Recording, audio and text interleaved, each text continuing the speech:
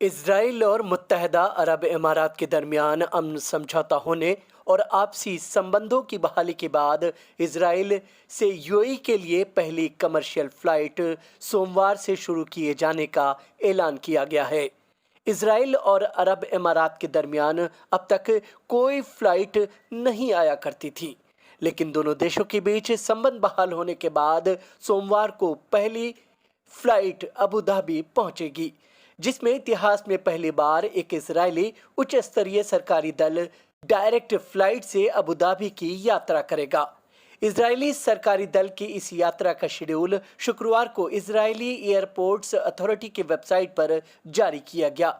उधर दूसरी तरफ यूएई ने आपसी रिश्तों की बहाली और अमन समझौते के बाद इसराइल का बाइकॉट पूरी तरह से खत्म किए जाने का ऐलान किया है। यूएई के रूलर जैद बिन नहयान ने इस संबंध में एक सरकारी फरमान भी जारी किया है, जिसके तहत इसराइल का बाइकॉट खत्म करने और उसके साथ व्यापार समझौता करने पर अपनी रजामंदी दे दी है।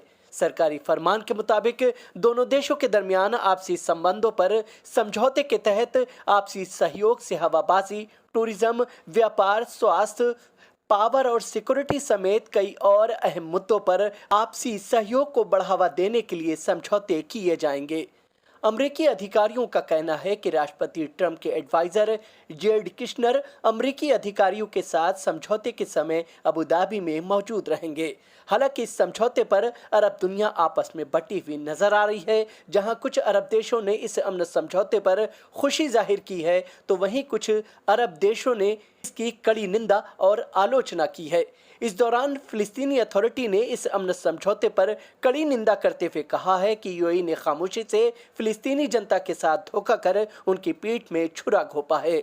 हालांकि इस अमन समझौते के बाद पिछले हफ्ते ही अमेरिकी विदेश मंत्री माइक पोम्पियो ने मध्य पूर्व का हंगामी दौरा किया था। इस दौरान पोम्पियो सबसे पहले इजराइल पहुंचे थे, जहां उन्होंने इजरायली सरकार से क्षेत्र के हालात पर चर्चा करने के बाद बहरीन, ओमान, यूएई और सूडान का भी दौरा किया था, ताकि इजराइल यूएई अमन समझौते के बाद क्षेत्र के हालात और इजराइल के साथ कुछ और अरब देशों के साथ समझौते का माहौल तैयार किया जा सके।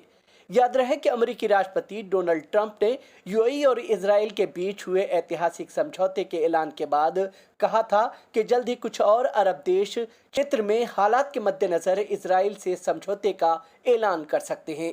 हालांकि अमेरिकी राष्ट्रपति ट्रंप के इस ऐलान के बाद सऊदी अरब और बहरीन ने खुले तौर पर इजराइल से अलग फिलिस्तीनी देश के गठन तक किसी भी समझौते की संभावना से साफ इनकार किया था।